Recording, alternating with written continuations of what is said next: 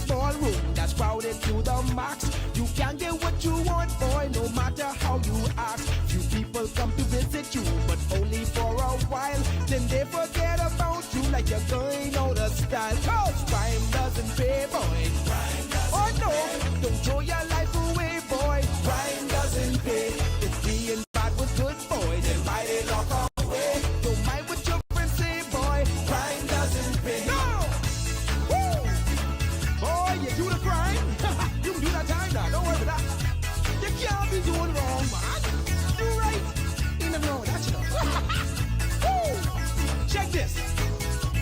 When you get a little older, you probably understand that rowing, cussing, fighting don't make you no real man. Somewhere along the road, boy, you'll have to grow up fast. This life of crime and violence is never gonna last. Cause crime doesn't pay, boy. Crime doesn't pay. Don't throw your life away, boy. Crime doesn't pay. If being bad was good, boy, then why they lock away? Don't mind what your friends say, boy. Crime doesn't Listen here, now all you kids in school, this song should speak to you. Remember, prison ain't no fun, and that's the gospel truth. There are many things in school now to help you keep in line, like music, sports, and service to take up your idle time. Cause crime doesn't pay, boy. Crime doesn't pay. Don't throw your life away, boy. Crime doesn't pay. If being bad was good, boy, then why they lock away? Don't mind what your friends say, boy. Crime doesn't pay. Do it! Boy, play that guitar. Boy, shucks, come on. Woo! Come on, Sting! Oh, yeah. Do the right thing. Let's go. Check this out. Parents, please hear me. Listen what I say. Get down on your children. Don't let them go astray. Don't let them out all hours and do what they want to do. Cause when they get in trouble, that all reflects on you. Cause crime doesn't pay, boy. Crime doesn't pay. Listen, don't throw your life away, boy. Crime doesn't pay. Cause if being bad was good, boy, then why they lock away? Don't mind what your friends say, boy. Crime doesn't pay. Come on. Crime doesn't pay, boy. Crime doesn't Let's go. Pay. Don't throw your life away, boy. Crime Come on, sing. Pay. If being bad was good, boy, then why they lock away? Don't mind what your friends say, boy. Crime doesn't pay. Crime doesn't pay, boy. Crime doesn't pay. Don't throw your life away, boy. Crime doesn't No. If being bad was good, boy, then why they lock away? Don't mind what your friends say, boy. Crime doesn't pay. Crime doesn't pay, boy. Crime doesn't pay. Don't throw your life away, boy. Crime doesn't pay. No. If being bad was good, boy, then why they lock away? Don't mind what your friends say, boy. Crime doesn't pay. That's right. Go down to Asia, man, you better go down to Asia.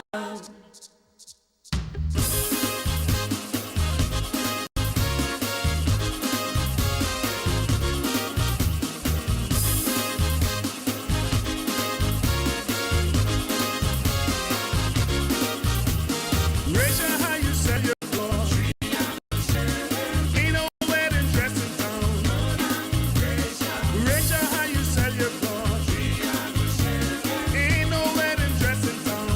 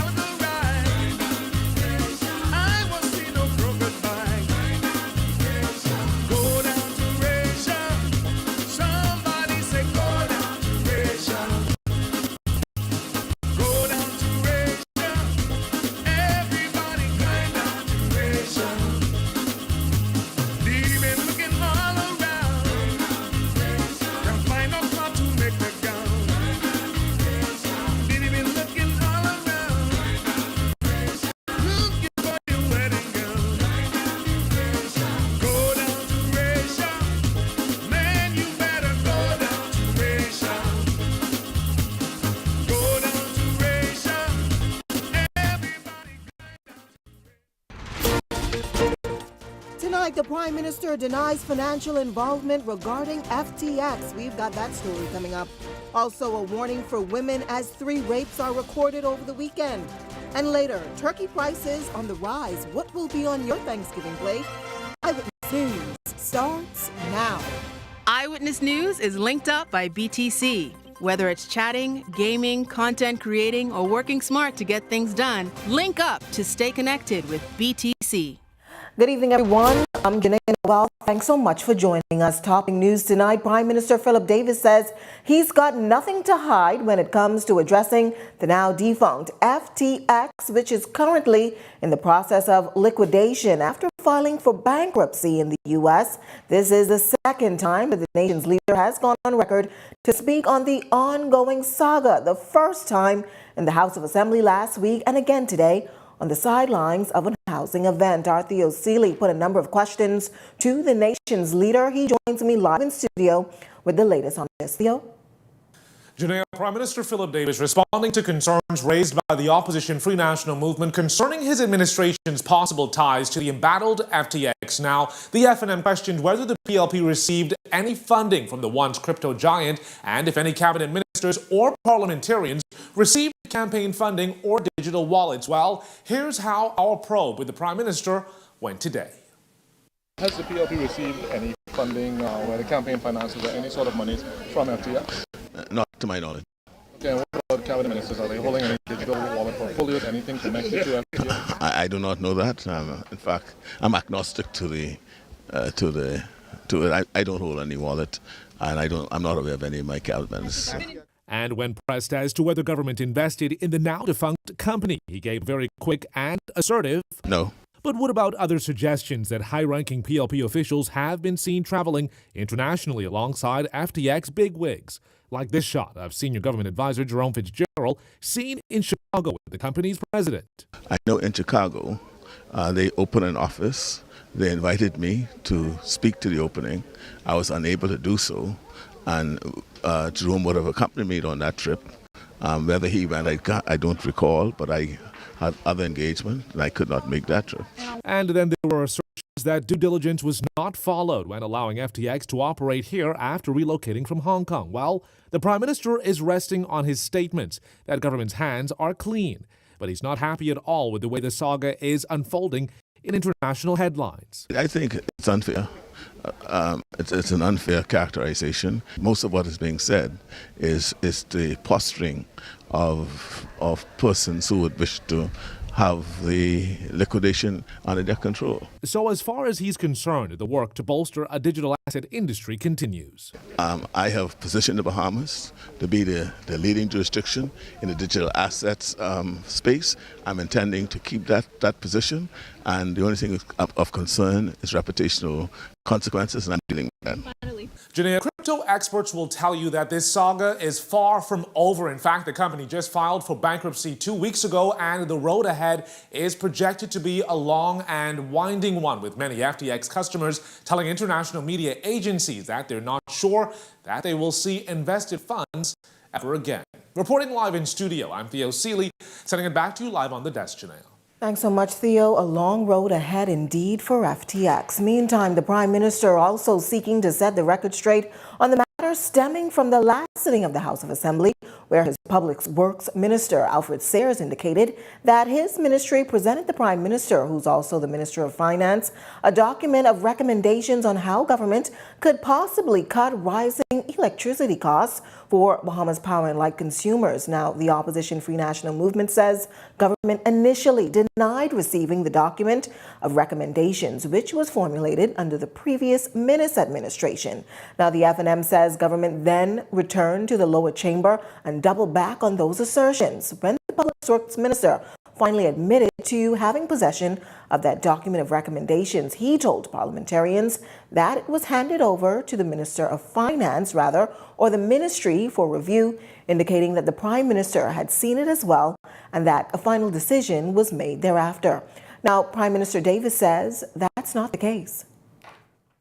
I saw no documents about that. Only this weekend, I was provided with some information concerning that, which I'm now assessing to determine all this misstatements about what actually went on. What I do know is that the financial secretary had some views about it proceeding, and I think those were the views that were adopted. Would you admit that the public works minister's comments would put you in somewhat in a compromising position based on what he said? Put me in a compromising? Why? He said that the Ministry of Finance had knowledge of it. I had no knowledge of it. And how do you respond? I had no knowledge of it. He said the Ministry of Finance had knowledge of it. That's the big ministry. It was not me. Well, news from the crime beat tonight. Women are being warned to be mindful of their surroundings and practice safety measures. This is 3 women were allegedly sexually assaulted on the weekend, and an attempted assault was also made on another woman who was able to walk away unharmed. Our Tyler Simonet joins me live in studio with the details on this. Tyler? That's right, Janea. The first incident taking place on Friday on the island of Andros. Police tell us that a man forced his way into the home of a 27-year-old woman while she was sleeping and allegedly sexually assaulted her.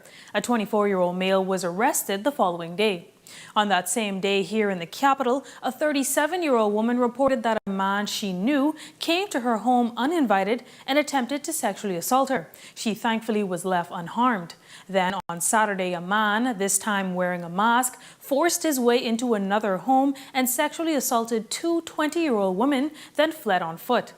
The event sending shockwaves throughout their respective communities, and Press Liaison Officer Chief Superintendent Chrislyn Skippings is urging the public, especially women, to heed this word of advice. It gets dark relatively quick. What I want to encourage persons to do is to try to get home within a reasonable time while you still have a little day clean. If that's not possible, then what I would like for you to do is, when you're almost home, reach out to a family member, let them know that you're coming so that they can be on the lookout for you. I also want to encourage persons who are arriving to their homes. I want you to pay attention to the vehicles in your immediate area where you live. I want to encourage you to get to know your neighbors. Earlier this year, it was reported that a female was reportedly jogging in the early mornings when a male pulled her into the bushes and sexually assaulted her. Skippings, while she understands the want to exercise, she pushes for women to be more on guard during those times. I also want to encourage persons, females especially, who may want to walk or jog during the evening hours because it's cool, or in the early morning hours because it's cool. Please do not walk alone.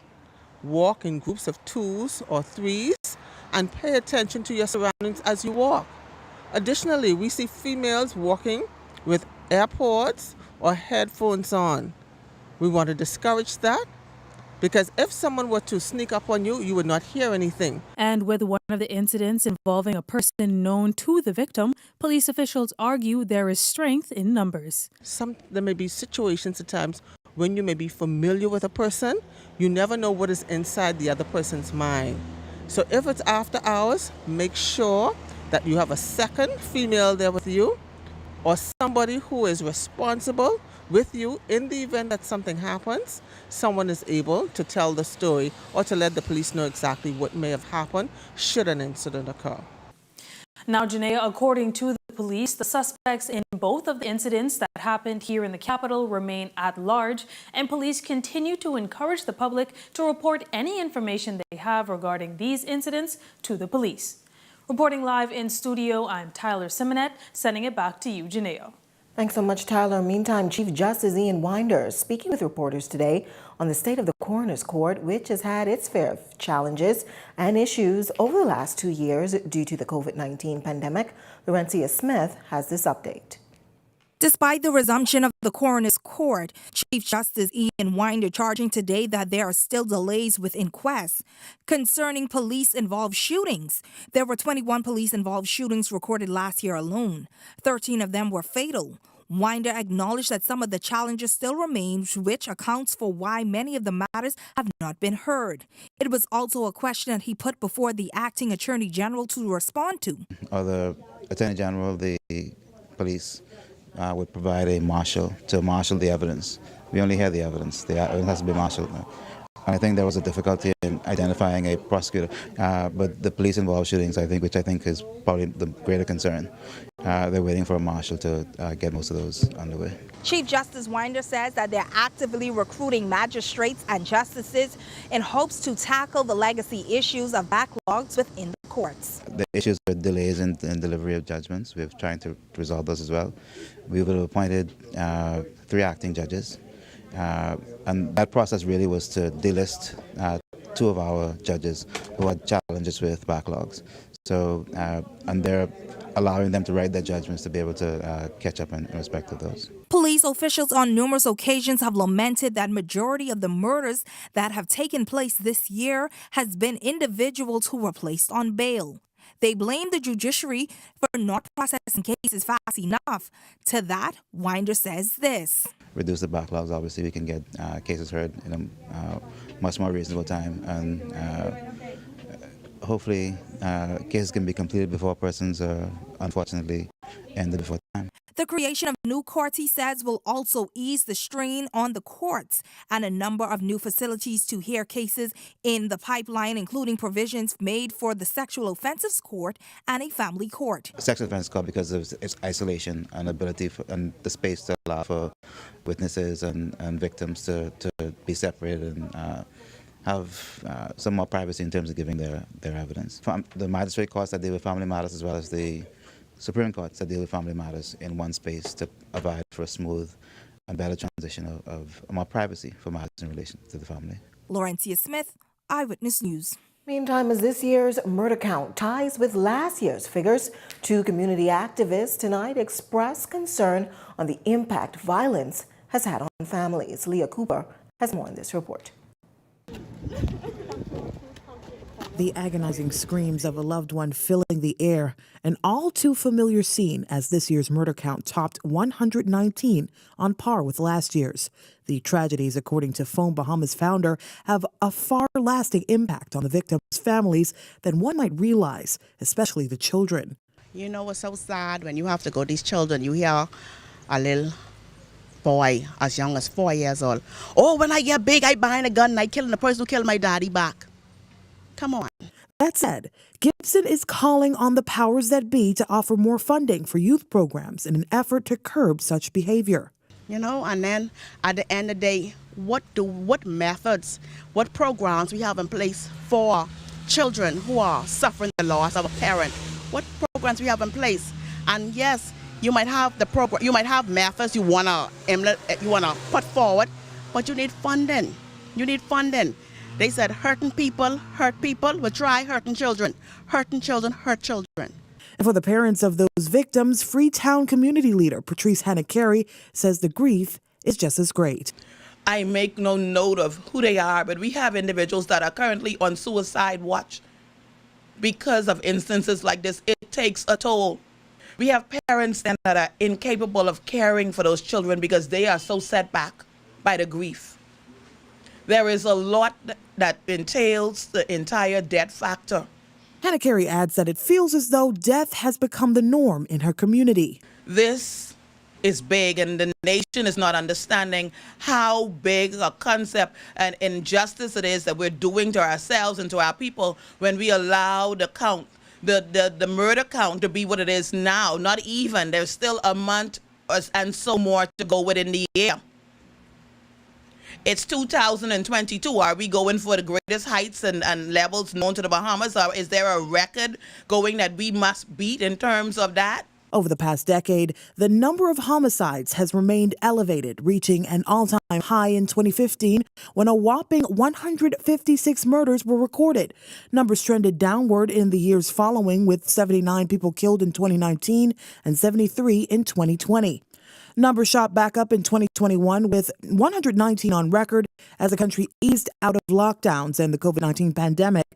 In attempting to deal with the loss that has impacted many family members over the years, Gibson is offering this advice. First of all, I want to offer condolences to everyone that would have lost a loved one. Secondly, stay off social media. WhatsApp, Facebook, talking stories they don't even know. People who come and, oh, he was this, she was that. They're not even a witness in your loved one case or cases. So how could they even offer input? Do not worry about social media. Hold on to the precious memories your loved one left you with. If he was a dog, he might have been a dog to them, but he might have been a harmless as a cat to you. Stay off social media and put all your faith and trust in God. Whatever God you believe in. You believe in Selassie, Buddha, if you're a Muslim, Catholic, Anglican, hold on to your faith in Jesus, not social media. Social media can't help you. They can't even help you pay. They can't even help you with the funeral bill. Leah Cooper, Eyewitness News. Well, in news from the economy tonight, residents now facing another challenge with Thanksgiving approaching, as experts say inflation caused by supply chain issues and the economic fallout of the COVID-19 pandemic can cause quite the change in plans to your meal this Thursday. Devontae Hanna has the details in this report. With Thanksgiving just days away, there may be a change in plans as the traditional meal could be under threat due to rising prices. The turkey is $51. Now tell me how people could afford that. A small butterball turkey, $51. This is ridiculous. Where's the government? Where's price control? That's a new reality that many residents lament as prices around the world continue to climb. Some even going as far as to allege that they've seen prices increase in food stores by nearly 300%. This as a recent study from the American Farm Bureau Federation revealed that Thanksgiving dinner will cost consumers 20% more than it did last year. I know the stores are trying to live, they're trying to pay their employees, but don't forget the little people because they still need to live. You have persons who haven't worked throughout the pandemic and they still aren't working now. So because the prices are rising, because the prices are soaring, it's hard Just to buy anything. I mean, not even looking at Thanksgiving, just basic bread basket items are increasing. I remember when butter used to be $1. Now butter's like $2.69. So everything is increasing. And with residents still feeling the pinch of rising gas prices, grocers say that things could get even worse as the world braces itself for a recession in the coming months. The price increases sometimes. It takes new shipment coming in. Now, I think we're still working with the old shipment. Now, whenever we get new shipments in, well, then that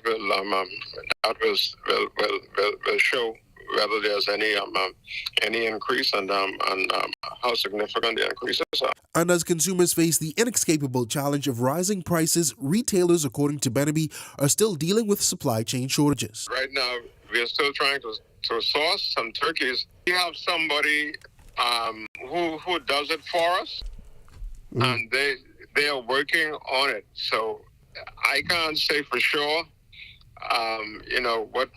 what the situations is going to be like in terms. And residents bracing for even more tough times ahead, almost clueless as to what prices will look like in the future. Even chicken is expensive. What do you do? Do you buy KFC? That's expensive as well. But right now what needs to happen is you can't just get sufficient for your house. You got to literally think about the next month because he over there and he don't have it. Devontae Hanna, Eyewitness News. Well, government handing over the keys for some brand new homes in the Pinecrest subdivision again today. Some 18 Bahamians comprised the latest batch of home recipients in the government's subdivision in the Pinewood constituency. Now, as it stands, phase 1 of the Pinecrest housing project is now 85% complete. The Minister of Housing and Transport, JoBeth Colby Davis, and Prime Minister Philip Davis making the official handover of keys to new homeowners today. Now, they both celebrated today that a wide demographic of Bahamians qualified for this opportunity. Among today's recipients are Bahamians employed in the fields of education, law enforcement, healthcare, and the private sector. Considering the personal sacrifices made healthcare professionals in the fight against the COVID pandemic, I'm delighted to see that we have some nurses also receiving keys to their homes. The key recipients have all qualified independently. We are especially proud to see young people becoming homeowners, especially in this recovery economic climate. Well, the housing minister expressing her gratefulness for the collaboration with the private sector to further roll out her ministry's aggressive plan to provide more affordable housing options in the country, especially for young Bahamians. As Minister of Transport and Housing, I'm grateful for our partnership with local contractors and other developers to make affordable housing a reality for Bahamians. My sincere thanks to Arawak Homes Limited for the partnership with the government of the Bahamas. Additionally, I wish to commend the Department of Housing. Well, if you've got a news tip or if you've seen news in the making, call the Eye on News hotline at 397-6397. We also invite you to send your letters to the editor for publication at eyewitnessnewsbahamas@gmail.com. And if you're watching on our Facebook or YouTube page, please send your letters to eyewitnessnewsbahamas@gmail.com. Again, we want you to comment in the comments section and hit subscribe. We want to hear from you. We're just getting started in Eyewitness News tonight, but when we come back, traffic fatalities hit a grim milestone. Officials speaking out about that. We've got that story coming up. And later tonight, a new venture in the tourism sector sets sail. We've got more on that right after this break.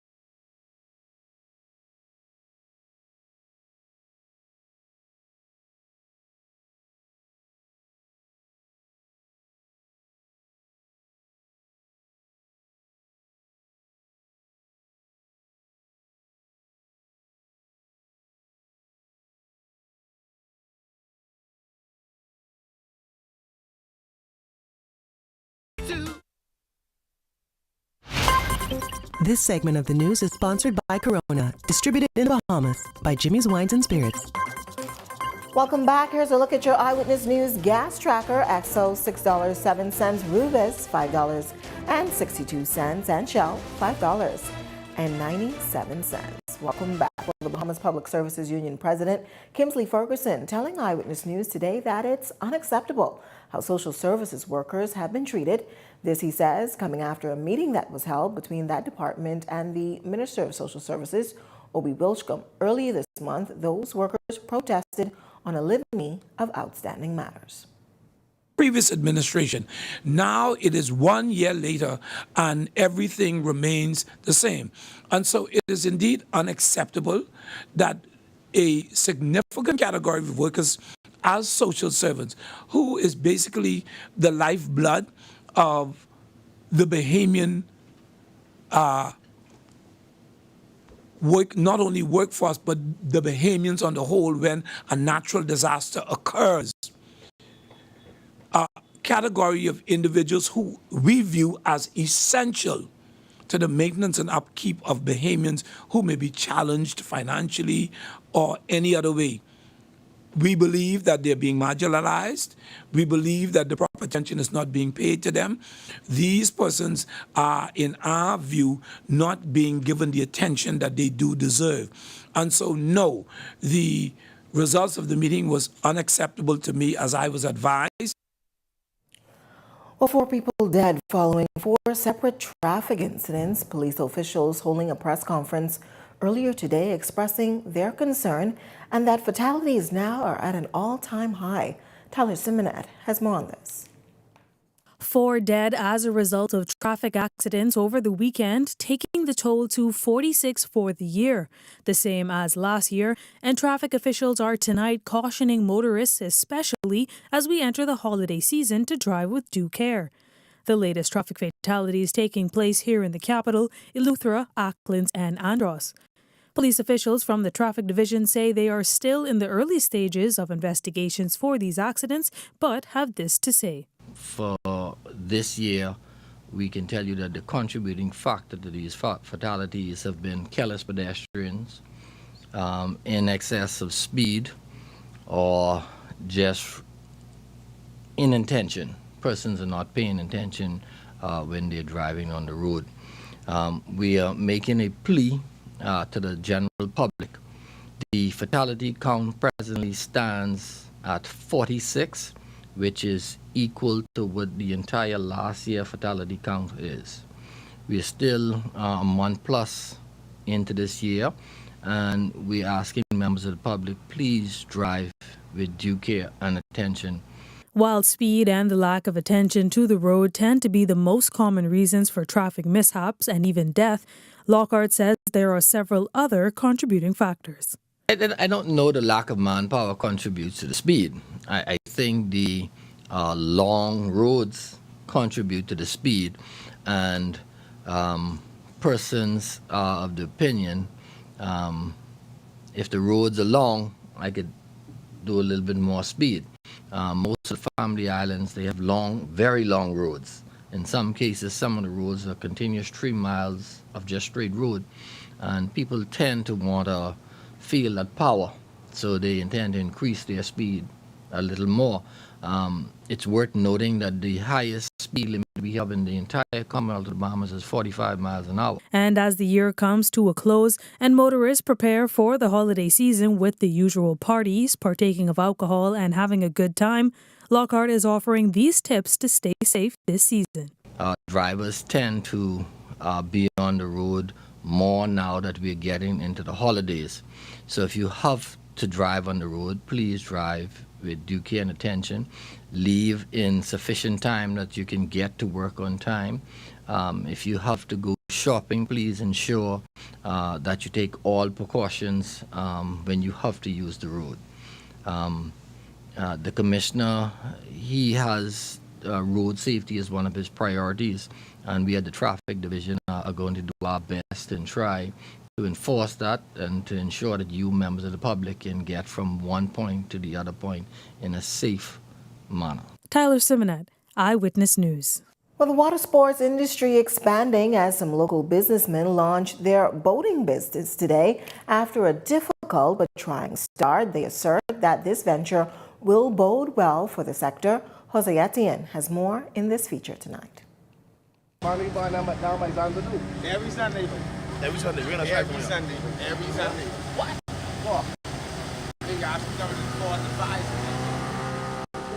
Meet Demetrius Hepburn. He's the president of Cruising Adventures, a new water sports business that's seeking to provide a unique boating experience for individuals in the capital and across the Family Islands. Prime Minister Philip Davis and scores of supporters showed up to mark the business's launch, and according to Hepburn, it's a dream come true. I love the experience. I love that we started where we started from and we never stopped. We reached a point of success right now. It wasn't an easy process, but seeing it come to light is everything. Hepburn says his business aspirations all began with a trip to Mexico. I went thinking I would purchase boats and have them shipped back to the Bahamas, but this was not the case. The price of purchasing those boats and having them shipped back to the Bahamas was ridiculous. So instead of purchasing, subsequently, they taught me how to build the boats that I wanted. 3 weeks later, I was unequivocally a boat builder. Fast forward to today, Hepburn's business now has a fleet of 10 boats with plans underway to acquire more to further expand. We just presently ordered another 16 engines, so by spring break we'll have 26 boats in the water. Meanwhile, Hepburn says his business received a financial boost from government, a move which he says played a pivotal role into his business coming from the ground up. We receive assistance from the Bahamas Entrepreneur Venture Fund. Pretty much you apply, send your business plan, you go through a process with them. If they like your business, they respect your business, you have to have your financials and everything in order. It wasn't that hard. We got approved. After approval, they gave us a list of different documents, insurances and everything that we had to present, and then we received the funding. Meanwhile, Prime Minister Philip Davis asserts that Cruising Adventures has the government's support. We want to thank you for sticking with the vision and whatever we can do to help you be successful in this business, let us know. I definitely will be speaking with the cruise industry to ensure that this business is known and you can go from strength to strength. And as it relates to expansion plans for the business, we have Abaco with his Castaway Key, Eleuthera, a lot of different little keys, and then we're trying to branch out the Exumas. So we're going to hit our Bahamian Islands first before we touch down in Turks and Caicos in Jamaica. Hepburn, who currently employs 9 individuals, says he also hopes to provide more opportunities for others within the industry. My vision for this company is to branch out to as many family islands as possible, creating jobs and opportunities for Bahamians in the tourism market with these mini speedboats. Also, a workshop and course in boat building, teaching our people the craft of building boats. Jose Etienne, Eyewitness News.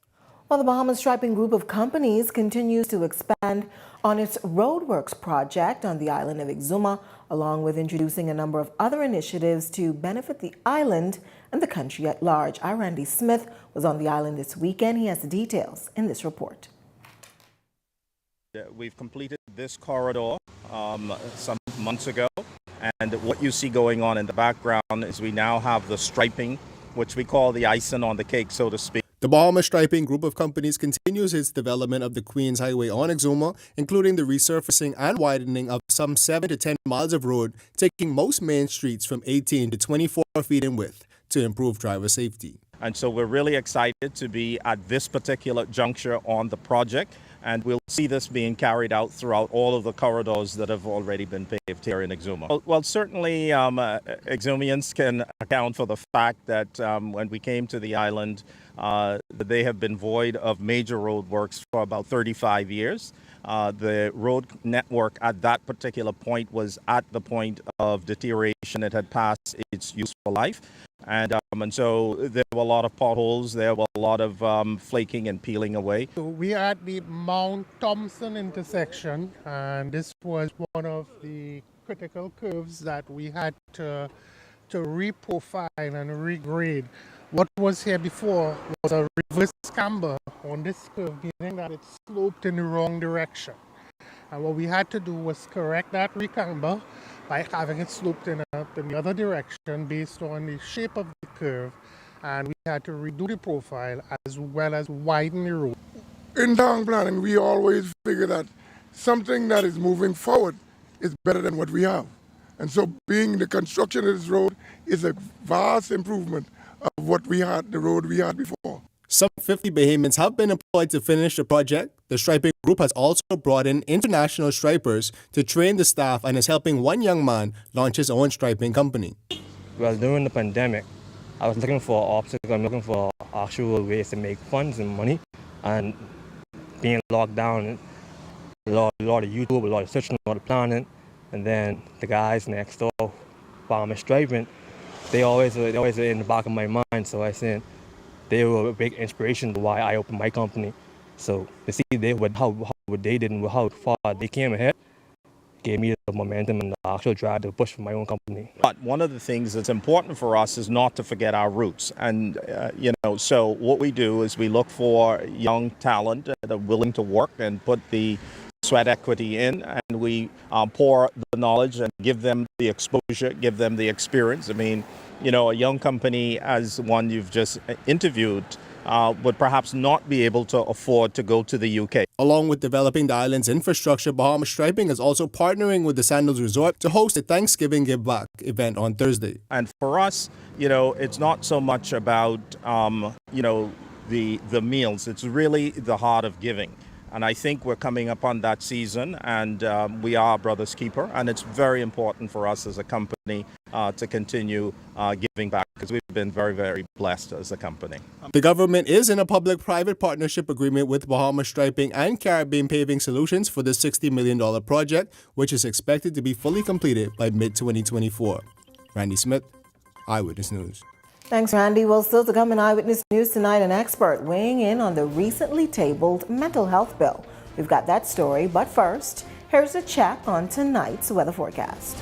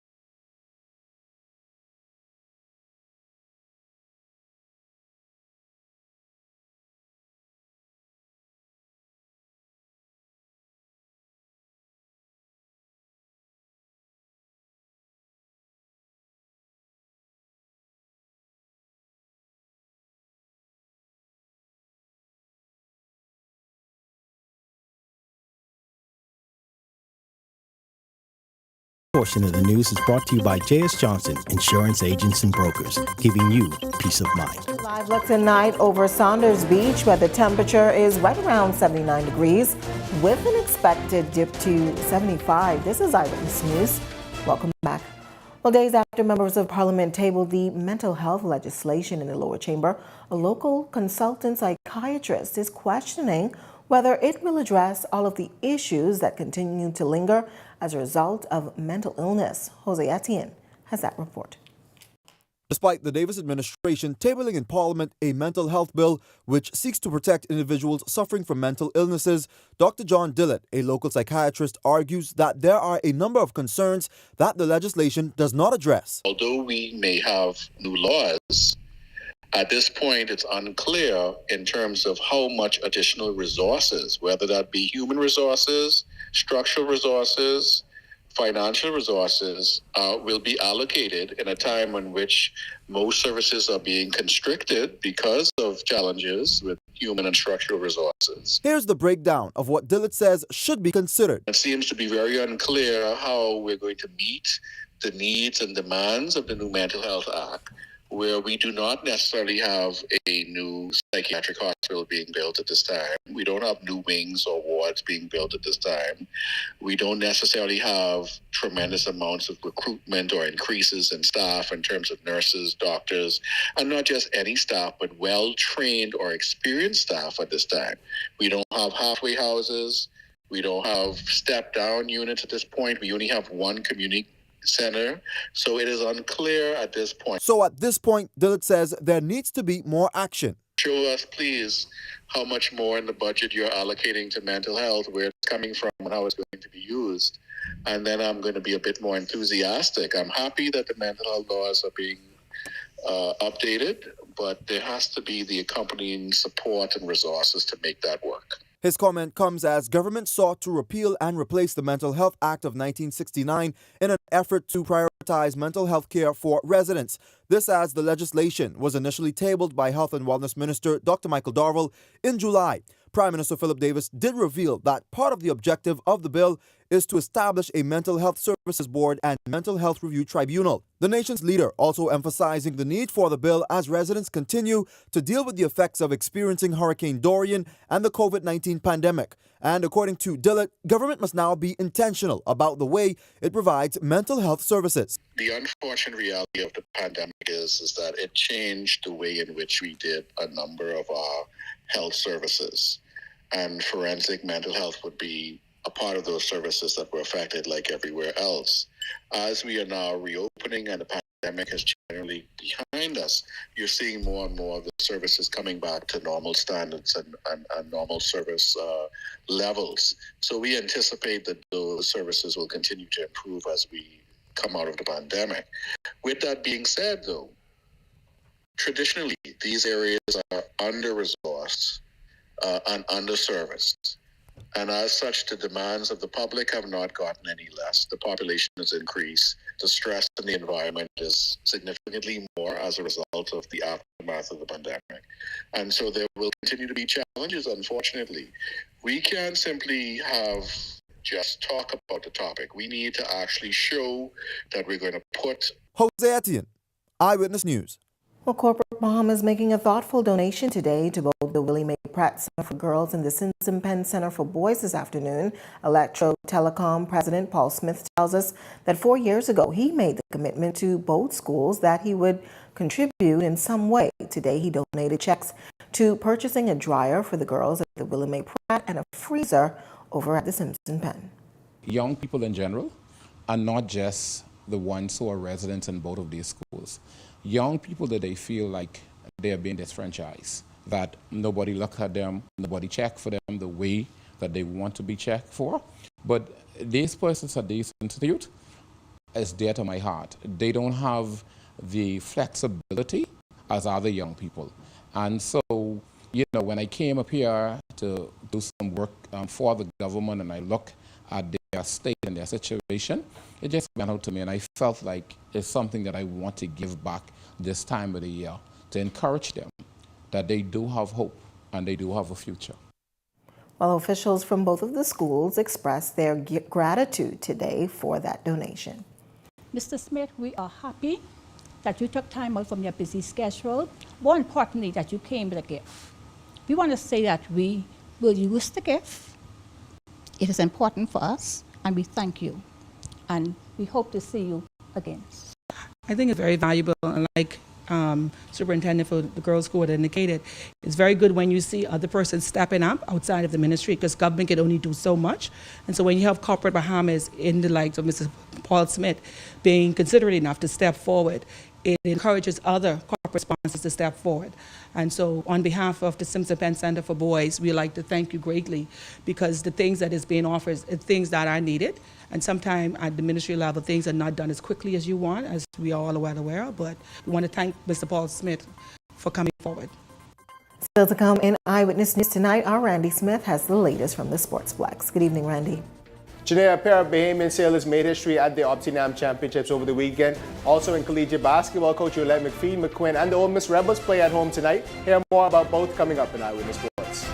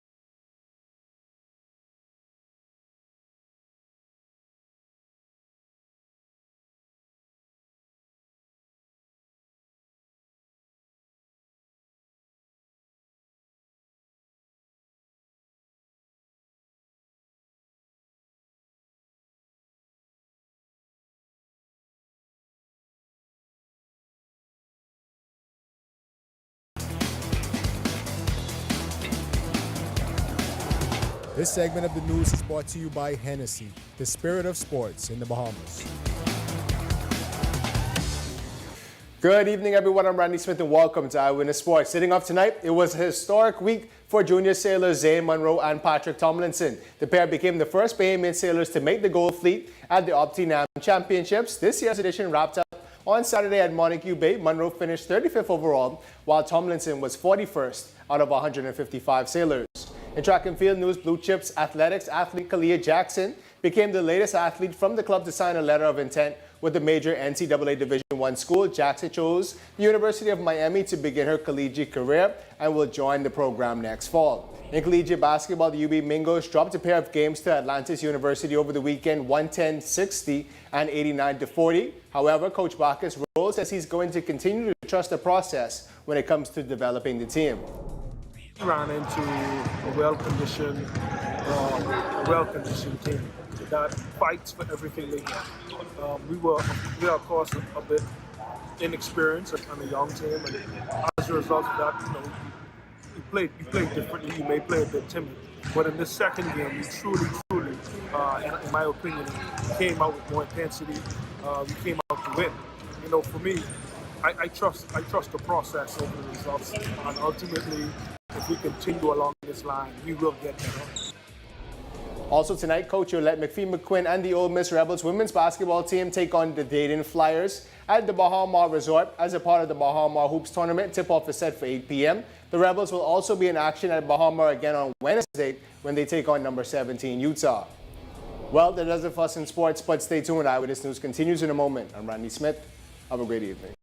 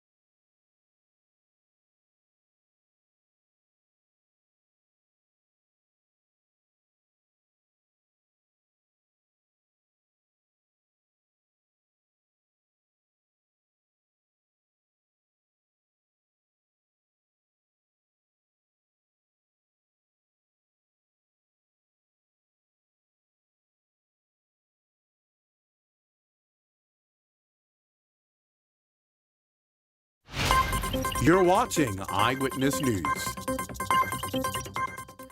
Welcome back. Well, Dairy Queen is partnering with a local nonprofit organization, the Give Back Girl, with the ambitious goal of providing homes for displaced children. Now, for this year's Give Back organization, Vice President Sonia Adderley will be furnishing transitional homes, at the Ranfully Home for Children, and through a partnership with Dairy Queen, they're happy to make that dream a reality. What we're trying to do is make it as comfortable as possible. So that's a bed, that's bedding, that's your kitchen with the fridge, your stove. We try to put in a washer and a dryer so that they're able to, keep their clothing. We try to put in like a desk or something because, if they're still in school, they have work to do, and so we just want to make it nice and cozy, homey, and so the transition for them would be a better one. Dairy Queen has been with us from day one, and for them to continue partnering with us, it says a lot. Well, here's how you can help. For every fall blizzard that you purchase this month, part of the proceeds will be donated to the Give Back Girl to assist in repairs. Now, according to Crystal Campbell, the Chief Operating Officer for Dairy Queen, those flavors include cinnamon roll centers, pumpkin pie, Snickers, brownie, Reese's, candy cane chill, and Oreo hot cocoa. She adds that no matter the means your purchase for a blizzard, you will be able to make a positive contribution.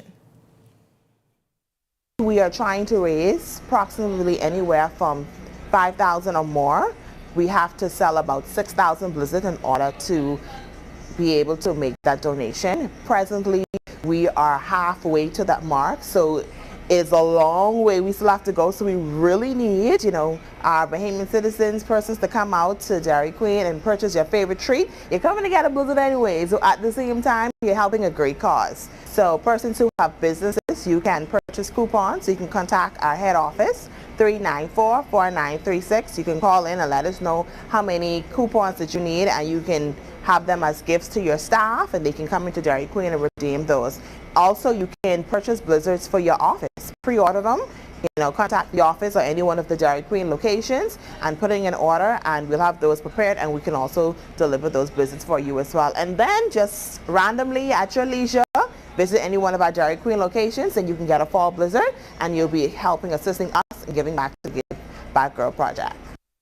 Well, that wraps up news this Monday, but coming up in Beyond the Headlines with Shanique Miller, a full discussion on all of today's top stories. That's coming up in Beyond the Headlines. It starts right after this. That does it for us here at Eyewitness News. It's certainly been a pleasure having you in our company tonight. On behalf of the entire news team, I'm Janae Noel saying good night and be safe, everyone.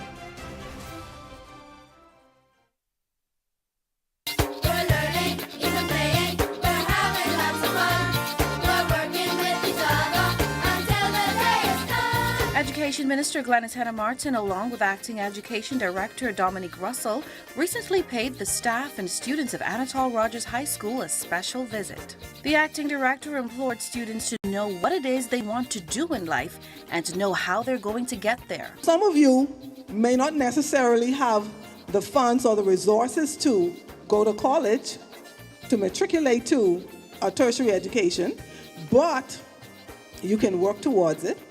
You could work part-time and go to school part-time, right? Some of you will get a scholarship because you have the capacity, but the rest of you may have to work part-time and go to school. Some of you are going to go to an academic institution, and some of you may choose to go through BTVI or trade school and get certifications, right? But you need to know what you are going to do and how you are going to ensure that it gets done. There are over 5,000 of us at the Ministry of Education, and we've been tasked with helping you achieve your goals. Minister Henna-Martin, meantime, challenged students to discover their potential. Every single young person in this hall has potential. Potential is like raw material that was planted in you by the one and only God. For those who develop skills, technical skills, the technical and vocational in the 21st century, go for it. For those who are going to use their physical talents like sports to get scholarships, to get an education, go for it. And with that, I'm Adama Williams for Ed Talk.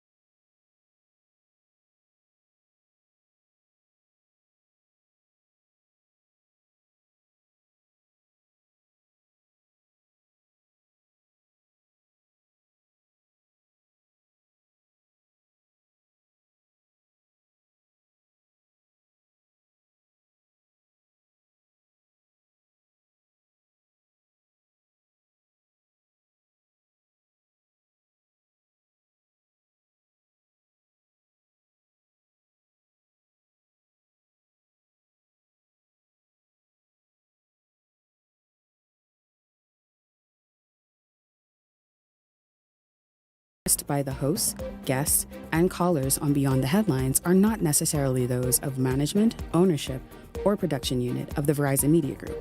Beyond the Headlines is a production of ILTV Studios and cannot be reproduced or represented in part or entirety without express written permission of the Verizon Media Group. Beyond the Headlines is the intellectual property of the Verizon Media Group. Copyright 2021.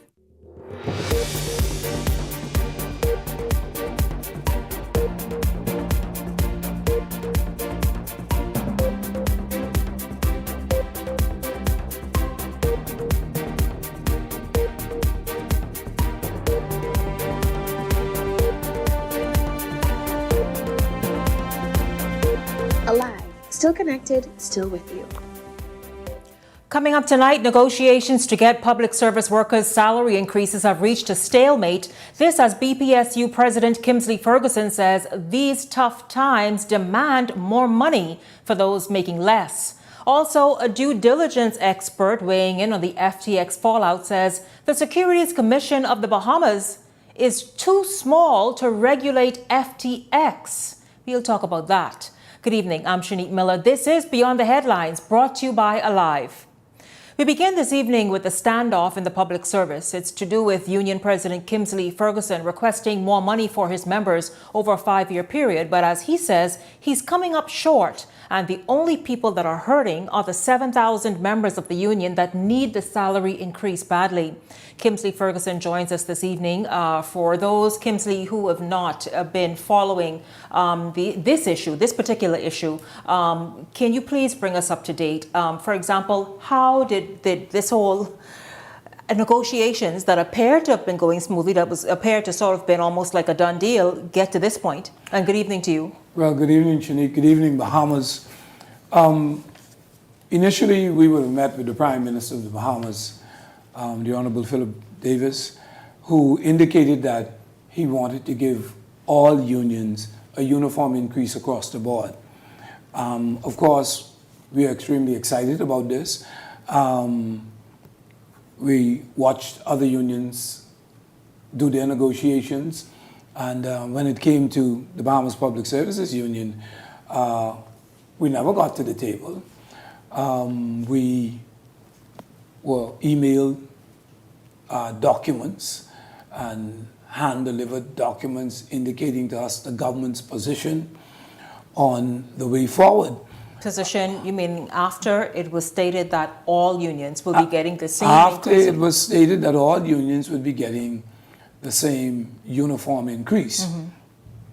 That really was a cause for concern for me when I looked at our proposal forwarded by the government. And you were never afforded first that meeting that other union presidents got? Never. You were just informed of this through email, as you said? While I would have had a number of meetings with the Prime Minister, which were abruptly interrupted because there were some other things that he would have had to do, which in my view, I didn't think was very fair because I was unable really to lay over to him our position. And so a number of discussions took place. I didn't think we were able to really achieve anything in our discussions, but we were never given the opportunity to sit down like other trade unions and negotiate and hackle or haggle over amounts and terms and all yes, that. terms and conditions of the agreement. And so I made every effort to see the Prime Minister prior to even making any public statements, because when you're doing something in good faith, you don't go into the public domain and have a discussion about what it is that's going on in your negotiations. You try to contain that to that particular environment. So before tonight, before speaking on this matter this evening, and I'm going to give you ample opportunity to tell us the entire thing, but how long were you trying to reach the Prime Minister and arrange another meeting or a new meeting before you decided to come speak to this evening? The last time that I met with the Prime Minister would have been, I think, in the early part of October, where we met at his cabinet office, myself, Bernard Evans, and the Prime Minister, to find out that the Prime Minister had a speaking engagement just as we were getting into the meat of things.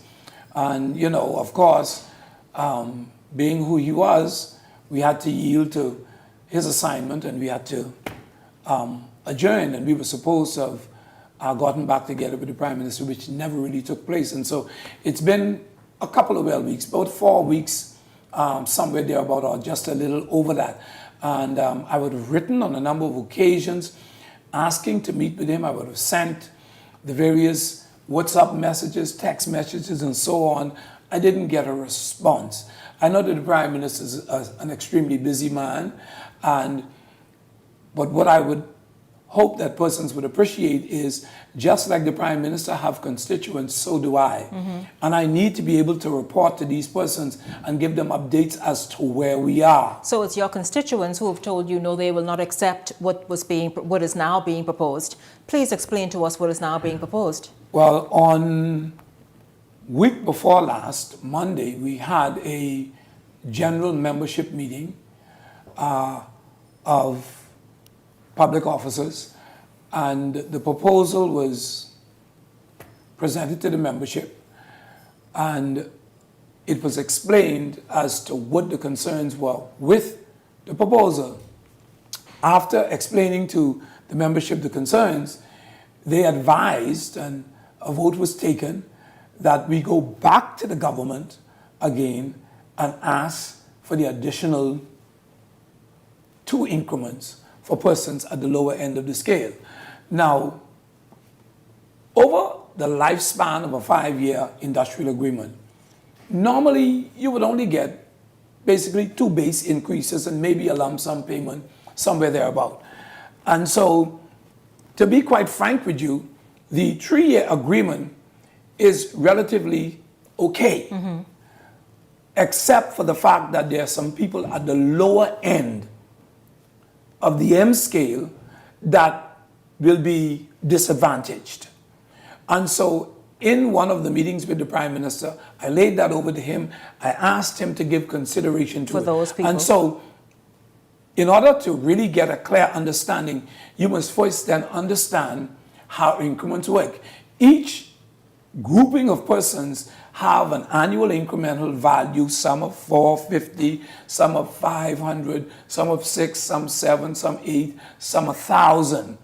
And so the mid-tier of individuals, it was proposed that they receive 2 increments. From 600 and beyond, that's fine, because persons would then receive a minimum of $100 increase, which was satisfactory for us. But the persons at the lower end, which is the M scale, which are the messengers, which are the janitresses, which are the security officers, who already make minimal amounts. Who already make a small amount. We had asked that in order to ensure that they get the minimum of $100 increase, that they receive 3 increments plus their normal increment. Now, I'm listening to persons in the public service and the negotiation team respond to the fact that persons are receiving 7 increments and 8 increments. Your normal increment is your normal increment. We want to speak here generally to the increase that the government is giving. And so one of the proposals, when it came to us, it had a total of 5 increments on it for persons at the lower end. And so that is when we spoke to the Prime Minister and we asked him if he can give an additional increment to those persons so that over the life of the contract that they would receive in those 2 years where monies were being given. So where is the objection coming? Is the objection coming in saying, you know, Kingsley Ferguson, president of the BPSU, you asked too much. They're already getting 5 increments. They're already getting 4 increments. With these austere times, we have to pull back, etc. What is the objection and the reason you given to say, Kingsley, let's just slow down for a moment? Well, I can't say that I was giving anything justifiable. All I'm hearing is this is the government's best offer. But when you sit down as the chief executive of the nation and you instruct your persons, your technical people, that you want to give a uniform increase, you expect those instructions to be carried out. Stand by your word and follow through on that promise. Exactly. And so, again, I don't want to call into the question the word of the Prime Minister, but he indicated a uniform increase. Now we are seeing something totally different. And Kingsley, I want to ask you, have every union that you know of, every union and the presidents you would have spoken with, have they all been given this uniformed increase? BEMU got 5, BUT got 5, the nurses union, they got 5, and of course, I would have seen these agreements. And so, again, the concern is, what is the difference with the Bahamas Public Services Union? Now, again, I think we would have reached the point where we didn't have a problem compromising. But at the lower end, and the incremental values are $37.50 for persons at the lower end of the scale. $37.50? $37.50. Again, it has always been reiterated that these persons have to go into the same service stations, the same food stores, the same pharmacies, and try to take care of themselves.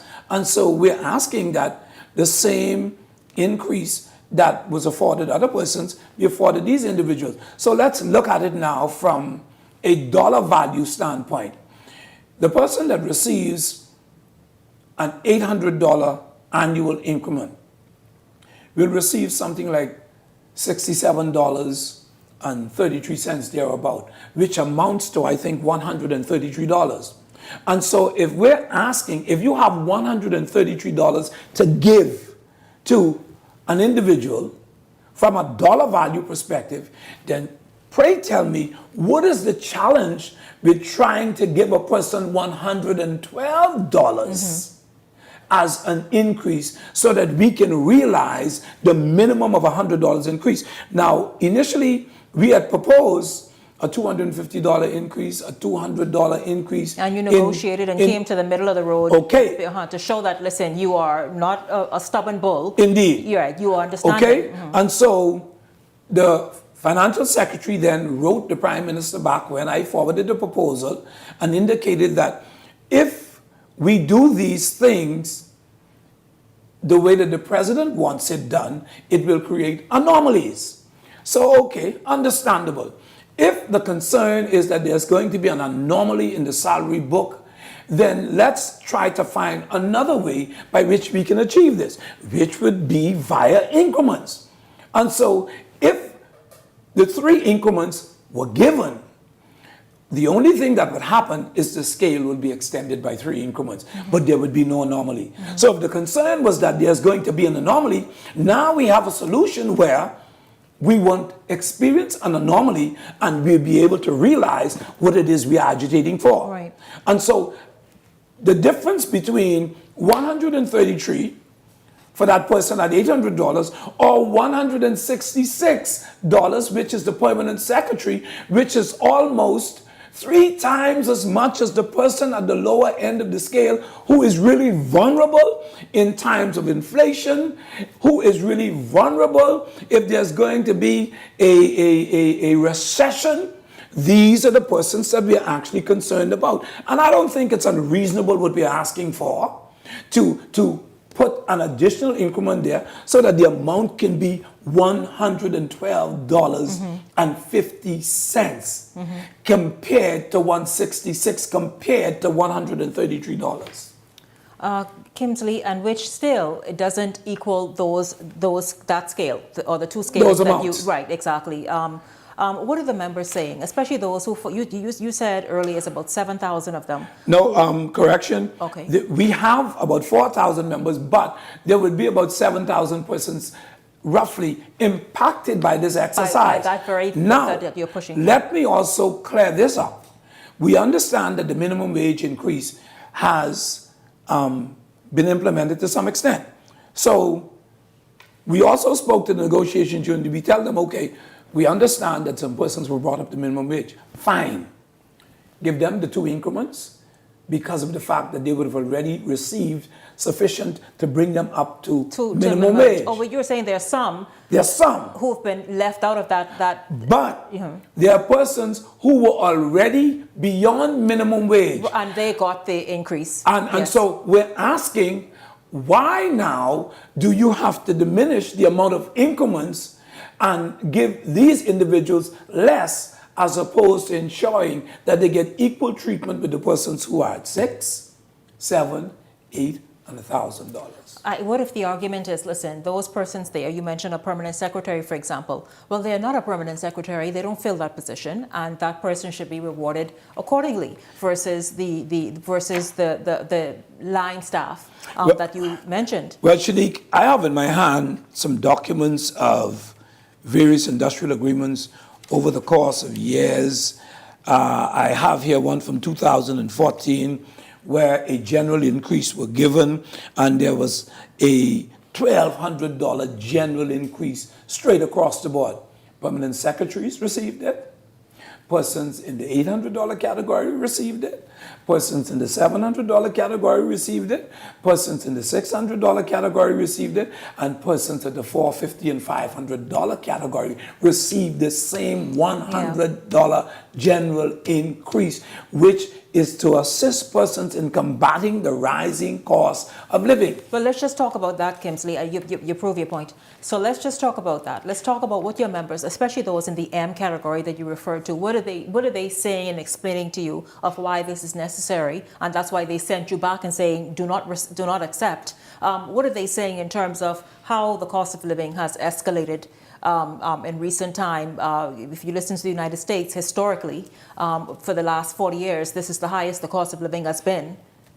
The members are concerned that the value of the dollar of their increase would be less than and would not afford them the opportunity or the same opportunity as the other persons that got the lion's share of the pie.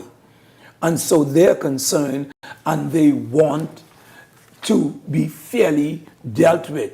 And they're not asking for much. They're asking for the $112, which is 3. So if 2 is equal to 133, and you have the 133 to give, then what happened to giving somebody 3 so that they can just come right over the bar and you're not giving them much more, you're just giving them an increment. Persons here, the amount of increments, and they figure it's a huge amount. It does sound like a lot when you say give them 3, give them 5. Yes. But when you break it down to say the increment is $30-something, I forgot the amount you mentioned. $37.50. Right. So that's why you wanted to say, okay, give them 5. And it still equals. Matter of fact, it doesn't even equal the ones that are the higher levels. I would have had an experience where the Prime Minister would have given in a meeting the Financial Secretary some instructions to do something regarding the finance and accounting officers. I was in the meeting, he was in the meeting, the Prime Minister was there. We had some other public servants who were in the meeting, and they explained the Prime Minister what should have happened in relation to salary increases for finance and accounting officers. The Prime Minister instructed the Financial Secretary, whatever is in the Public Service Policy booklet, I want it carried out. Now, I don't know who playing around. We went downstairs. Yeah, but what are you trying to say? Hold on, I can tell you what I said. Okay, go ahead. We went downstairs. The Financial Secretary and the Permanent Secretary who were in the room said obstinately, rebelliously, they ain't doing what the Prime Minister asked. They already fashioned the cabinet paper for a post upgrade. They're not doing no scale upgrade. Witnesses were in the room. I asked myself, is this the Prime Minister of the country or this the Minister of Finance? I was concerned. I asked the Prime Minister about it. I wrote him. Do you think that is bearing here in this instance, meaning that the financial secretary? I was going to get to that. Okay, go ahead. I was going to get to that because again, the concern that we have is whether or not the Financial Secretary is doing what he's doing of his own volition. And so again, what is required here is an executive decision by the substantive Minister of Finance to say, okay, this is what I want done, carry it out. And pray tell me, I do not think that what we are agitating for is unreasonable. Why would you're saying you're the only union that the Financial Secretary has decided to put his foot down on, and in terms of to take a stand, to say, no, this is too much, this, whatever. Why do you think maybe then, is it maybe you, the President? Do you think you are being singled out and your members made to suffer? I believe to some extent that may be the case. I cannot substantively say so, but from the looks of things, it appears that way.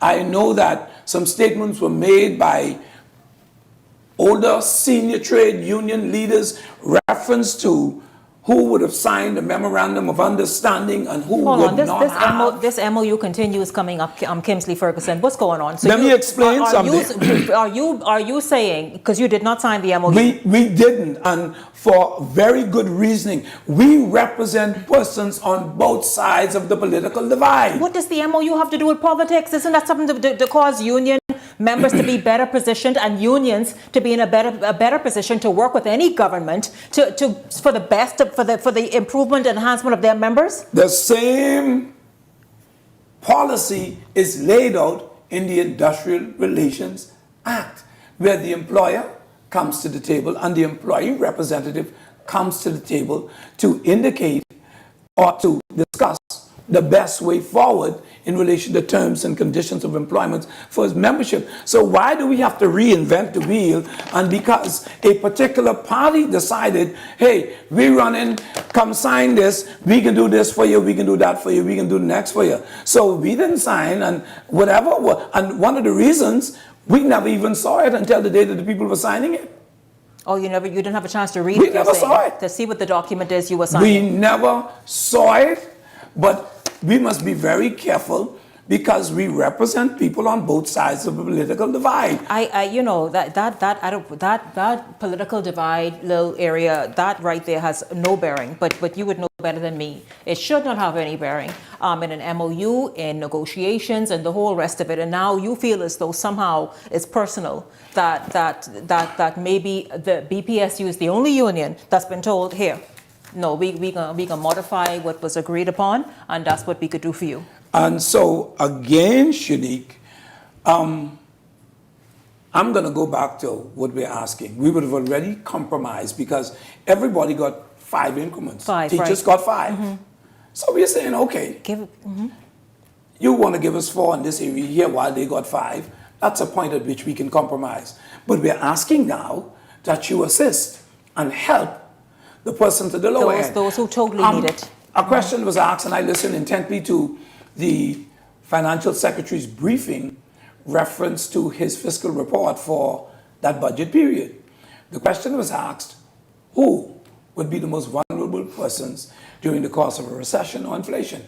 He indicated that it would be those persons who are in the margin, those persons at the lower end of the scale. And so hence, these are the very people that we are struggling and agitating for. Yeah.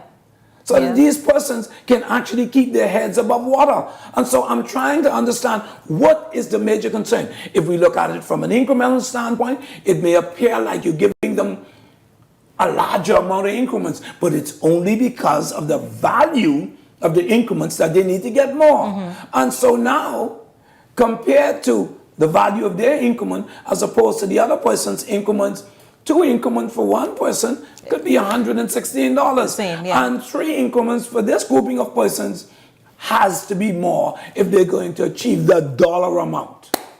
Kimsley, it's very interesting. Where do you go from here? If you don't get the kind of outcome that you are seeking and agitating for, especially for people who desperately need it right now, where do you go from here? We're continuing to seek an audience with the Prime Minister. We would have made appeals from in a communication form, via the telephone. We haven't gotten a response. I know the Prime Minister traveled. I don't know whether he's on island now, but we are making every attempt. And if the membership must take to the streets, then we will take to the streets. You've been doing that a lot. What any update on the social services protest? Well, we would have went to the Prime Minister's office. We would have made an appeal to meet with him, because the concern was in my meeting with the Minister of Social Services that they were heading nowhere real fast. Kimsley Ferguson, I thank you very much. Certainly we will continue to follow this, and if you have any updates for us, please do come by, stop by again, let us know. Certainly, I mean, you present a very strong argument in terms of these people, those ones in the M category, those who are already making less than, is trying to make the ends meet, really. They are very deserving of this increase, as you say, especially in inflationary periods or recession. And so we certainly will watch it, and please let us know any update or outcome of further negotiations. Thank you. Thank you, Shanique. Yes, sir. Yes, sir. Thank you very much. Don't go anywhere. We're going to take a break, and when we come back, we're going to look at some other stories making news today. We want you to stay exactly where you are. This is Beyond the Headlines, brought to you by Alive.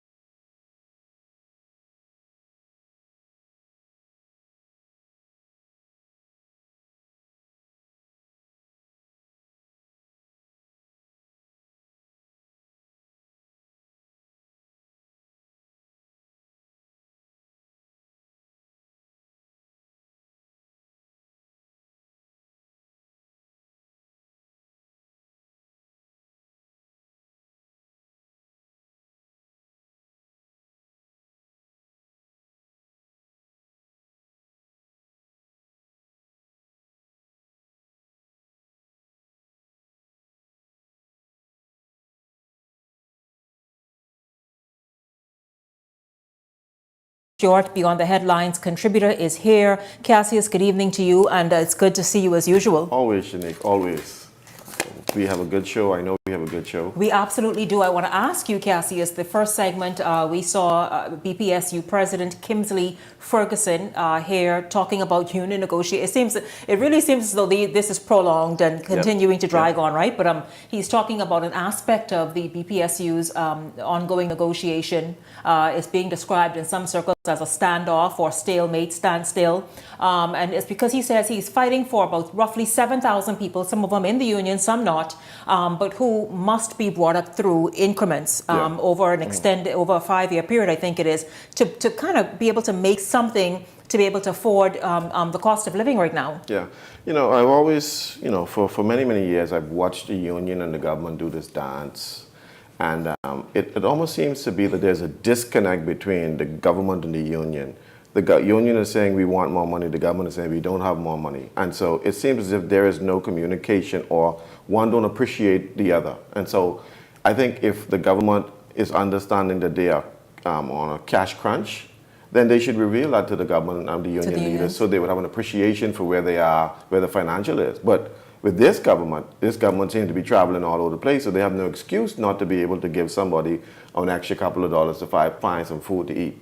And so, we all know, and we've been saying from time immemorial, that this right now, the country is in a bad financial position. And so, but if that is the case, that you cannot capitulate or give the unions their demand because we are in a cash shortfall, then you cannot on the next hand be traveling all over the world and doing what you need to do. You can't do that. And so it sends the wrong message. You understand? And so you're saying it doesn't add up if you're saying one thing, but then saying another thing on this end. And so you have to be consistent. So if you're saying to the union leaders, well, I understand you want these increments, but we can't afford it right now, then you show that very same thing when it comes to your excessive travel or whatever. You say, listen, I know we're supposed to go here and then we're going to cut back. And so you have to show the people that, listen, you're practicing what you're preaching. And so when they see you not exercising fiscal austerity measures, then they figure they can keep demanding and demanding and demanding because there's money there. Apparently the money coming from somewhere. And so that is the issue. That is always a disconnect between the unions and the government. And perhaps even, like you say, be very straightforward with what the issue is. If it can't happen right now or in a few, just come out and say it. And instead of saying, no, that's just it, etc. See, the union leaders have one goal. Their goal is to satisfy their members. And, the members always want more. You think anybody who working don't want to raise? Everybody always want to raise. But if that cannot happen, then you have to explain to them why this cannot happen. You sit him down, you sit Belinda down, you sit this one down, you sit all of them down and say, listen, this is all the money we brought into the country. This is all the money we got. This going here, this going there. We don't have much right now to be able to give to the union, so we need you all to work with us. And this is what we're going to do over the next 3-4 years. So they could be on the same page as you. But like I said, you cannot send the wrong message. You cannot say that there's no money for the union, for the workers of the country, but you spending as if there's no end to the money. That's the issue. Well, we will continue to obviously watch that BPSU situation and see how it plays out. And certainly want the best for everybody involved. Because like everybody knows what it is to go to the store nowadays or put gas in your car, etc. Shanique, it ain't easy. It ain't easy right now going to the food store. It ain't easy just trying to live in the Bahamas. The Bahamas naturally is an expensive jurisdiction. I think the top 10, in the top 10, eh? Naturally is to live in the Bahamas is an expensive jurisdiction. With this BPL increase, oh Jesus, they killing everybody. I didn't dead. You didn't see the RIP sign on they didn't kill me. Because my bill that just came out, Your bill for which month? For this month. Give us an idea. Because you're obviously running a mini hotel nobody knows about. Listen, I'm trying to figure out, I see the bill say, above 200 kilometers, below 200 kilometers, I get charged for above and below. Then above 800 and below 800 and something else. And I said, what are you all charging me? Are you charging me above 200 or below 200? Yeah, which one? So I getting billed for both and above, for the fuel, I getting billed for the fuel above 800 something. And so it seems as if, all these lawyers in this country, nobody wants to take out any legal lawsuit against BPL doing this nonsense. There's something got to be illegal about that. Because of your irresponsibility, your mismanagement, you punishing us as a citizenry, you can't do that. And so at least, I don't understand all these attorneys we get, nobody say, listen, we got to take BPL to court because that cannot be right. It cannot be right to kill us like this. It's punishing the Bahamian people on so many levels. I mean, we did. Listen to me. Well, not quite, Cassius. No. I did. No. I did. Didn't kill me dead. No, you're not. You will pay that bill. Whatever the $10,000 is for this month, you will pay that. Hey, The cross. Yes. Yeah, you need the cross as you go and say, here, see here. But you know, something that is not a laughing matter. You know, every Thanksgiving and holiday season, many people see that as a time to make extra monies, etc. People are now saying, though, listen, not so fast on those Thanksgiving plates. Thanksgiving dinners have gone up tremendously. I'm talking people who just sell from their homes. That's what I mean. I imagine the restaurants as well. Most certainly. But people are talking about those people who put out their flyers and advertise, and they do pretty well this time of year. But those dinners have gone up tremendously because of the price of everything on the plate. Yes. In particular, The turkey. You can't even buy it. You see the turkey in the fridge? $90-something to $100-something for turkey. and how big are these turkeys that cost that now? Listen. Like, what's the pound? Like, It's, all I could say to everybody who want to enjoy a Thanksgiving dinner is everybody in the house put up a little $15. hold on, 15? $15 or $20. And how so many that people you have to be in the house for this to make sense? You understand? So you can share the load. For if you're a single parent and you're in trouble, right? What you do if you're a single parent and you go to your cousin house who got turkey, don't try to buy that yourself because it's too expensive. You got to find a way to... But turkey now is a luxury then, because go to the cousin house, they still perhaps only have one. Yeah, it is. Listen, like I tell you, find out who's cooking. And that's what I plan to do. I find out who's cooking and go around and say, you're I'm cooking? going to call you and see if you're cooking. If I cooking, and if I cooking, then come over. But if I ain't cooking, I gotta let you know where we can be. Because the person who bought the turkey, they already got the turkey, that's who we need to go to. Because it's too expensive right now to enjoy a good Thanksgiving dinner. It's too expensive. It really is a lot. I have seen people complaining in the newsroom earlier today. People were saying, whoa, this is the price of what? And of course, discussing the price of turkey as well. It's something that we were warned about some months ago by Rupert Roberts and his Super Value head team. And so certainly, of course, I tell you, is really something. Speaking of cost of whatever, well, this maybe doesn't have a bearing in all of this, right? Because this is for the people who actually can afford this. And so we'll talk about, we're going to shift gears to the FTX, I always mess that up, FTX debacle, fallout, all the rest of it. And we'll talk about what's being said now. And I want to know what Michael Pintard means. The little innuendos say, will the MPs who have been funded or received money from FTX please stand up? You think he knows something the rest of us don't? He may know something, but all members of Parliament, whether they are elected or they've left the service for I think up to 3 years, the 1972 Public Disclosure Act requires them to disclose their assets. You see, now no member of Parliament is supposed to be receiving monies from any corporation. And so, what if they have? It's an illegal event. I'm not saying they did, but if they have, it's illegal. But if you have, like I said, this is why we have the Public Disclosure Act. The problem with the Public Disclosure Act, it's basically, I want to say it, a waste of time. Because, how so? Because it doesn't have any teeth. It doesn't have any teeth. So people only disclose if they want to. Right. And so, I brought to the attention of the House one time that all the members of Parliament in the House were negligent at one point. This is under the Christie administration. And I demanded that everybody resign, right? The problem is the Attorney General who have to bring the accusation, he didn't disclose either. So, you understand? And so you couldn't go nowhere with it. And one member of Parliament say, I had no standing before the court to bring that, in other words. So if I'm a private citizen saying that all of the members of Parliament are in violation of the law, to tell me I have no standing before the court, something is wrong, eh? And so, but even from the beginning of the, it is said that, at the time when the Public Disclosure Act was written, it was the Sir Roland Simonette who resigned because he didn't want to disclose in 1972.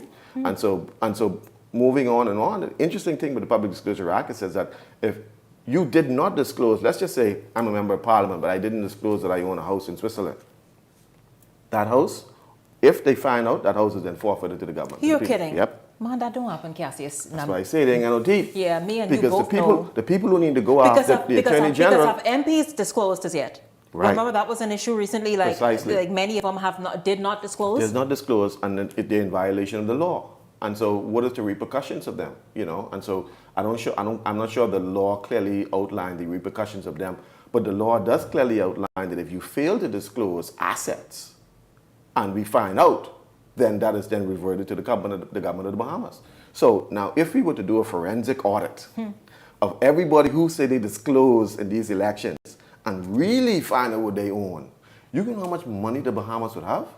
Because if you got money stashed all over the place, houses stashed all over the place, and you did not declare them, they are reverted to the government of the Bahamas. A rich country indeed. Yep. A rich country indeed. So listen, still on FTX, a due diligence expert weighing in on the FTX fallout says the Securities Commission of the Bahamas is too small to regulate FTX. This from, of course, the expert who says that he regulators the size of the SCB, Securities Commission of the Bahamas, are typically not in a position to effectively police an organization with billions of dollars of assets and a million or so customers.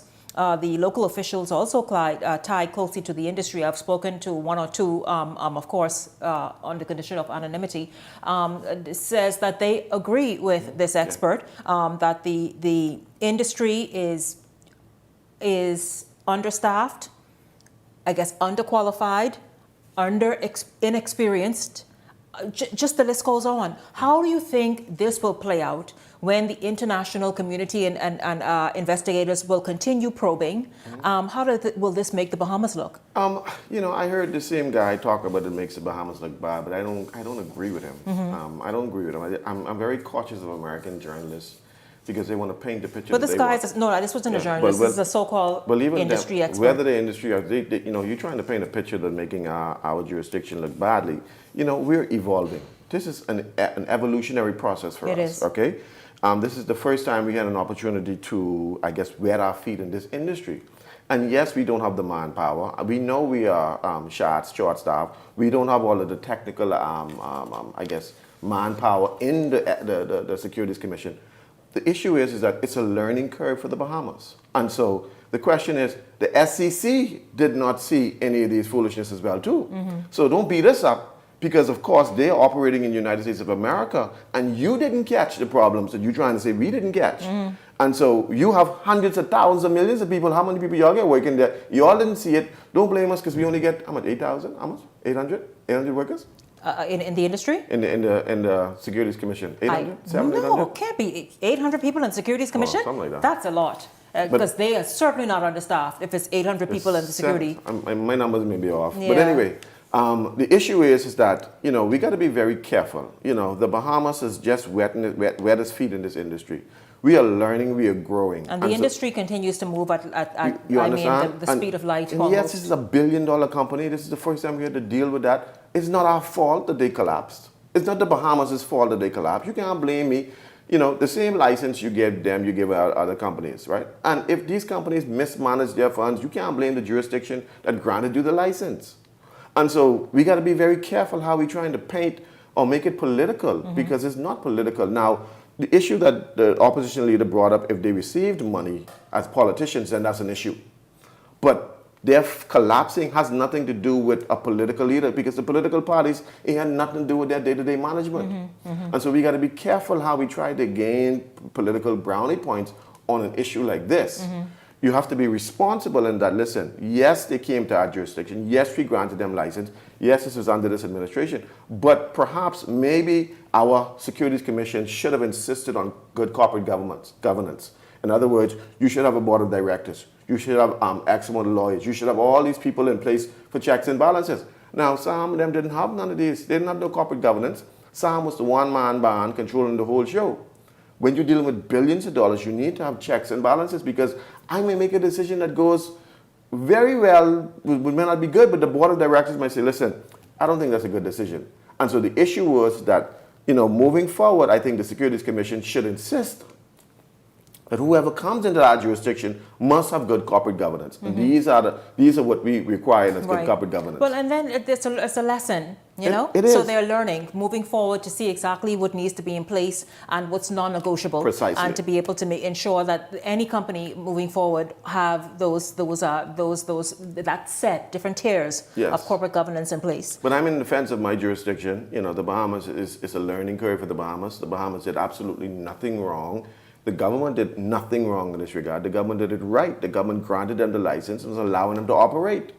However, their operation, perhaps, we may should have looked at how do we now, once we granted them license for this corporate governance thing, but, they did nothing wrong. Now, if they receive monies on the side, that's another day that we could deal with that on another day. But with this FTX, their collapse has to do with Sam Bankman leveraging people's money where you shouldn't leverage. And then what happened was when the domino fell is when CZs decided to pull out and everybody else pulled out and they couldn't liquidate it fast enough. Mm-hmm. That's it.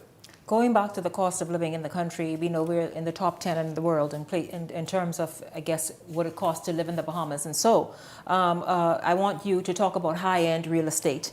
There have been questions about will the high-end real estate, because there's also the thought that the crypto boys have driven up the cost of real estate further west. Mm-hmm. And will that somehow balance out? Will there be a fallout in the prices, etc.? Your thoughts? Yeah, well, it's going to balance out because, what's going to happen is all those land that was purchased has to be liquidated. You see? And so if the purchase price was $14 million, in the liquidation process, you may end up just getting $4 million for it. You understand? And so basically you will have a balancing of the system all over again, because now, this is time what people call it carpetbaggers, people who taking advantage of a bad situation. Mm-hmm. So all those properties on the West that was paid for at top dollar, when the liquidators go to the market, they can't get what they need to get, they can get what they could get. Mm-hmm. And so what happens is that you'll find that the market value will start to come down. You start to deflate a bit again. Yeah. And so I'm not too concerned about that. Had they not, this not happened, you would have seen a continued escalation in the price. And it absolutely was. That people were complaining about it. I mean, even people who perhaps couldn't qualify, right? Yeah. But still wanted a bit of access, but couldn't because it just continued to be out of reach. Listen, for so many. We talked about, to purchase property in the Bahamas is expensive because you got, just the realtor alone gets 6%. 6% of the top, And so when you're looking at, $1 million home, you're almost with $60,000 just for the realtor. Mm-hmm. And so the real, when we're talking about controlling prices, and when I say the government can't reach over to the private sector, that's one of it the government should really try to reach out. How do you regulate, to regulate the cost of living? Is to say, listen, we may have to bring that down. I know I stabbed them to so I can leave that right now. So bring down what the realtors are making, or bring down the fact that the price of property in a certain area of new properties was just going too fast, too much. The price of property is included in the realtors fees. Yeah. And then the lawyers get their share as well too. I think it's 2.5%. You're really stepping on toes. I don't know if the lawyers get their share, the realtors get their share, and then that's the final cost. And so really, when you see a piece of property, say $300,000, you got to figure, okay, well, that's nice, I want to buy that. But when you figure out, when you add all, this one got to get their cut, that one got to get their cut. Oh, that's nothing to do with the buyer, though. Like if I look at a property that's $300,000, I pay that $300,000, you all sort the rest out. What you laughing at, Cassie? You're the buyer.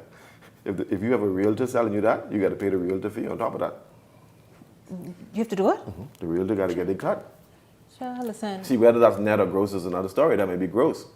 At the end of the day, what happens is you're looking at who's get their fee. Then you got to go for the legal. The lawyers got to get their fee. Everybody got to get their fee, and so that also have the cost of living in the Bahamas high. Yeah. And it may not go well because that's a very protected entity in the Bahamas, the real estate association, but. One of those quiet industries it's quiet. You don't hear much about, and they want it to remain that way and leave it alone. Yeah, but of course, they're making a hell of a lot of money. And the average man on the street who needs to get property got to go through a realtor. They got to pay them fees.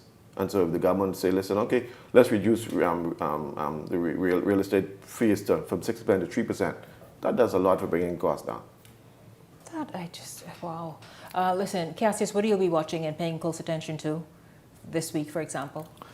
Well, one of the issues that we're looking at, Shanique, is, we always got to look at how the jurisdiction, because we just came out of COVID, all of this crime and thing is really, really hurting the jurisdiction. It's hurting the outlook, and it's hurting the Bahamas performing the way it should perform.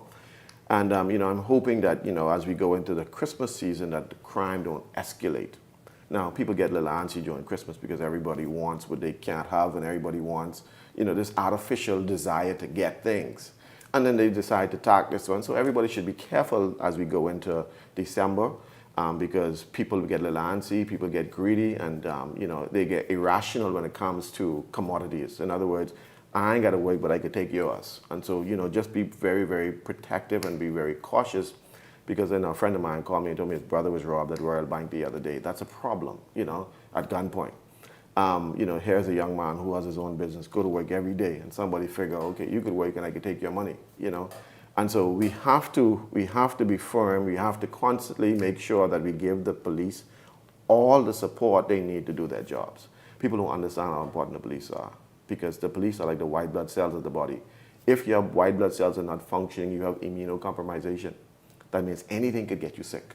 So we need to make sure that the police get all the tools they need so that they could fight crime. And so, you know, I'm very concerned about that, because we know we're coming into the Christmas season. We want to have a good Christmas season, and we don't want no issues with people being robbed and killed and so on, you know, just because people are greedy. Very, very, very important points you brought up, and sage advice also to people just to kind of... Be safe. And people say they have no money anyways. Well, Bahamians have a way of finding money where there is no money, you know. You know, when Moses was in the wilderness and there was no water, and to speak to the rock, Bahamians know what that rock is. They know how to and speak to it if necessary. They know what that rock is. They say they ain't got money, but boy, they could find money for all the things in the world. But it seems as if they go from hand to mouth. You know, yeah, I make $250, I can spend that $250 this week, all gone. I guess worry about next week. But you know, it seems to work for some people. Others it can't work for. But you know, you got to be wise in your financial dealings. But part of the problem is, like we've been saying, is that a lot of people don't make that much money to save. And so, you know, I agree with the governor and central bank. We need to save, but on the same token, ain't nothing to save. And so. Or save from what? Exactly. And so, you know, even professionals who have, you know, white collar jobs or blue collar jobs, and you know, it's like, when you factor in your bills, you know, I saw my light bill jump almost by 30-40%, right? I mean, without the use of anything else. You know, you can imagine how that affects everybody else. It affects everybody along the line. And so we got to be very, very, very careful. You know, the government, you know, Shanique, I'm angry at some things we do, because you can't punish me and you for their mistakes. Look at the board of directors. And mismanagement. You look at all of the monies they've been giving out, all of the mismanagement. I mean, nobody goes to jail, but what you do is you decide to increase the cost on me. I think it's us though. Like we have not done, as a collective, we have not done anything on BPL. Yeah. We've just sat down, complained on shows or on the phone or wherever it is, but we have done nothing. There's no class action lawsuit against BPL, because you can't charge me for the plane ticket and then when I reach, charge me for the gas. You can't do that. The gas price is supposed to be incorporated in the price of the ticket. But BPL said that's what they're doing. That's why they have the fuel surcharge and the discharge and how they charging you on both ends. Well, they get 5 different charges on my bill now. Next time you come on, I can show you to you, show the world. 5 different charges on my bill. 5. And I don't understand. You charging me twice for fuel. 2 different sets of fuel. Above 800, the plus or minus sign. And I said to myself, something got to be fundamentally wrong with this. We need to file a lawsuit against BPL for that action. You know, I mean, BPL may go under because, of course, they need this to survive. But sometimes you have to go under in order to understand that you cannot waste the people's money. You see, because if you had bailed out FTX, and they probably would do the same thing, waste the money again. You have to allow them to feel the bottom so they can understand that, listen, the next time we can't do that again. I agree. And that's the fundamental problem. Just like with individuals, certainly, of course. Sometimes you got to hit rock bottom to understand that you were irresponsible, and your next move is you have to be responsible. Must be responsible. Kiasi, I thank you very much. Of course, it's always good discussing the issues with you and the trending stories, the headlines, all the rest of it. Certainly looking forward to catching up later in the week. Well, Shanique, I just want to let you know that Virginia Thompson from Southern Shore say she loved the show. She watched the show every day. Good evening to you, Virginia. And Robert Sands, his wife, told me yesterday that he don't move when we on. So Robert and Virginia, we love you all. We thank you so much for watching the show. Yes. Yeah, thank you both for tuning in, and all the rest of you who don't miss an evening. I hear you, and some people come up to me and say the same thing. And so thank you very much. Hope you enjoyed this conversation this evening. Listen, don't go anywhere. Your Minute of Inspiration with Mount Tabor Church is straight ahead.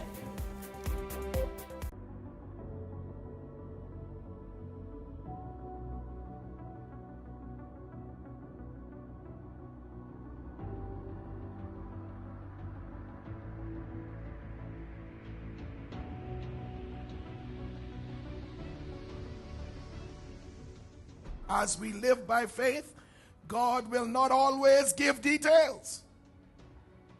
Most times he only gives instructions. And living by faith means you trust in God with the instructions in the absence of the details.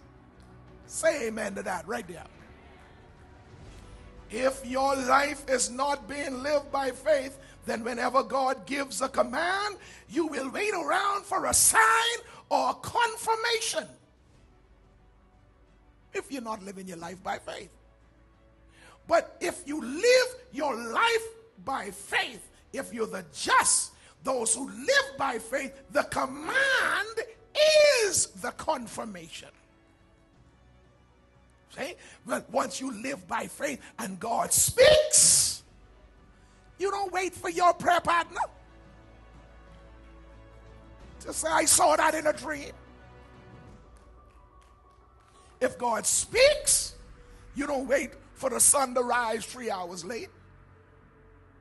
You don't need a sign. You don't need a confirmation if God speaks, because first of all, when you live by faith, you know his voice. When you don't live by faith, anything could sound like him. Because the enemy spends a whole lot of time trying to imitate the voice of God. Are y'all listening?